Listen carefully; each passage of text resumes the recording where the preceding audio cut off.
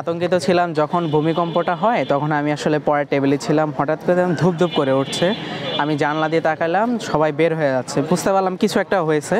আমি কবি জসিমউদ্দিন হলে আমি তখন 4 তলায় ছিলাম, দৌড় দিয়ে আমরা নিচতলায় আসছি। কিছুক্ষণ আসলে তখন 5 মিনিটের মতো বুঝতে পারিনি আসলে আশেপাশে হয়েছেটা কি। পরে বুঝতে পারলাম ভূমিকম্প হয়েছে। আপনার যদি নিরাপত্তার কথা বলেন, আপনি ওই যে জিয়া হলের দিকে তাকান, পাশেই আছে আমাদের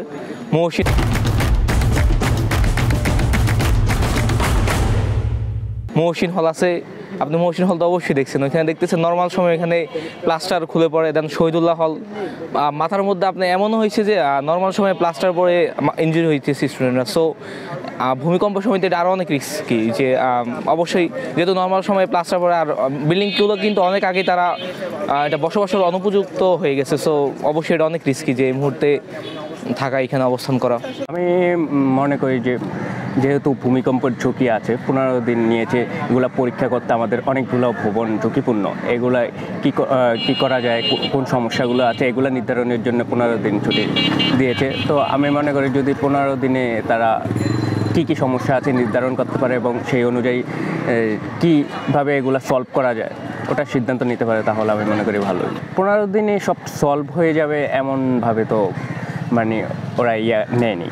আসলে 5টা পর্যন্ত ওদের নির্দেশনা দিয়েছে, তবে অনেকেই যাইতে পারবো কিনা সন্দেহ আছে, কারণ সামনের দিকে 28 কিংবা 5 তারিখে অনেকের চাকরি পরীক্ষা আছে, তারপর অনেকে আবার টিউশন করায়।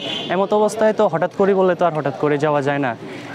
হয়তো বা কিছু অর্ধেকটা হল খালি হতে পারে, আর প্রায় অনেকেই যাইতেছে, কিন্তু সবাই আর যাইতে তো পারবে না। ভূমিকম্প হয়েছিল তখন আমি ছিলাম কবি জসিমউদ্দিন হলের 5 তলার 504 নম্বর রুমে।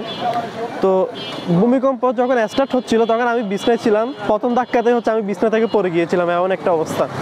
তো এই কারণে আমরা যারা স্টুডেন্ট আছি, বিশেষ করে যারা টপ ফ্লোরগুলোতে থাকে, they were so much panicked, মানে অনেক সবাই ভীত সম্ভ্রস্ত, অনেক ভীত হয়ে আছে সবাই। আর পাশাপাশি আমরা দেখেছি গতকালকে আবার দুপুরে এবং বিকালে আবার 2বার ঢাকা শহরে এবং ঢাকার আশেপাশে গাজীপুর, নরসিংদী এই জায়গায় ভূমিকম্প ফিল হয়েছে। তো এই কারণে শিক্ষার্থীদের মনে, বিশেষ করে আমাদের মনে বেশ আতঙ্ক চলতেছে। বিশেষ করে আপনারা যদি দেখেন আমাদের হলগুলোর অবস্থা কিন্তু খুবই ভয়াবহ। অধিকাংশ হলে প্রায় 50 বছর হয়ে গেছে যেগুলো নির্মাণ করা হয়েছে। যেমন আমি আমার হলে দেখলাম, হল ওঠার সময় কয়েকটা জায়গায় ফাটল ধরা দিয়েছে। তো এই ভূমিকম্পটা যদি আরেকটু বেশি সময় ধরা হতো, বা এটার রিক্টার স্কেলে যে পরিমাপটা করা হয় এটা যদি আরেকটু লার্জ স্কেলে হতো, তাহলে বড় ধরনের কিছু হতে পারতো আর কি।